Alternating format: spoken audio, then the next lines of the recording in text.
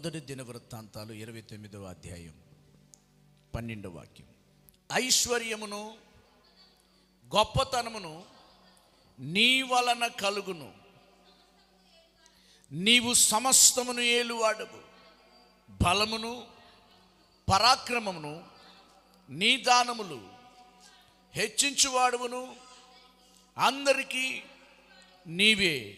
చాలండి, నేను మరొకసారి చదువుతా. బాగా ఈ మాట ఏంటంటే బాగా వినాలి.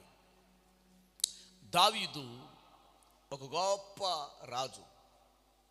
దావీదు అన్నాడు, ప్రభువా నీ మందిరాన్ని నేను కడతానయ్యా అంటే నువ్వు యుద్ధం చేసి కత్తులతో అనేకులు చంపావు కాబట్టి నీ చేతులతో నేను మందిరాన్ని కట్టను, కానీ నీ కుమారుడైనటువంటి సొలొమోను చేత నీ మందిరాన్ని కట్టిస్తానని చెప్పాడు. బాగా వినాలి. అయితే ఈ దావీదు ఏం చేశాడంటే అక్కడ సర్వసమాజాన్ని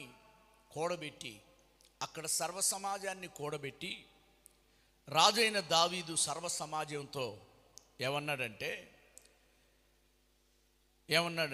దేవుడు కోరుకొనిన నా కుమారుడు సొలొమోను ఇంకా లేత ప్రాయము కలిగిన వాడై ఉన్నాడు. కట్టబోవు ఆలయం మనిషిని కాదు, దేవుడైన యెహోవాకే గనుక ఈ పని బహు గొప్పది.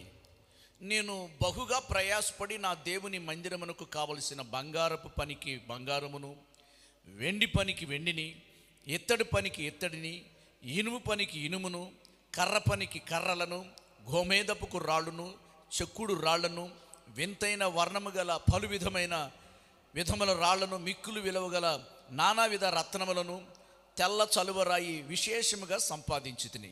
మరియు నా దేవుని మందిరం మీద నాకు కలిగి ఉన్న మక్కువ చేత నేను ఆ ప్రతిష్టమైన మందిరము నిమిత్తం సంపాదించిన వస్తువులుగాక నా సొంతమైన బంగారం వెండి నా దేవుని మందిరం నిమిత్తం నేను ఇచ్చేదనని సర్వ సమాజంతో చెప్పాడు. గదులు గోడలు రేకపూతు రేకు మూతకును బంగారపు పనికి బంగారమును, వెండి పనికి వెండిని, పనివారు చేయు ప్రతి విధమైన పనికి 6,000 మణుగుల ఓపీరు బంగారమును, 14,000 మణుగుల పుటం వేయబడిన వెండి బంగారమును ఇచ్చుచున్నాను. ఈ దినమున యెహోవాకు ప్రతిష్టమగు మనఃపూర్వకంగా ఇచ్చువారెవరైనా మీలో ఉన్నారా?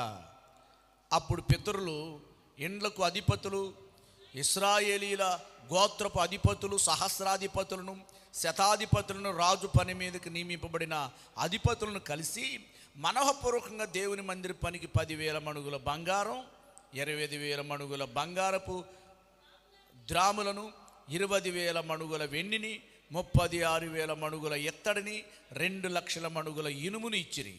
తమ యొద్ద రత్నములు ఉన్నవారు వాటిని తెచ్చి యెహోవా మందిరపు బొక్కసం మీదనున్న గెర్షనీయుడైన యెహోయేలునకు ఇచ్చిరి.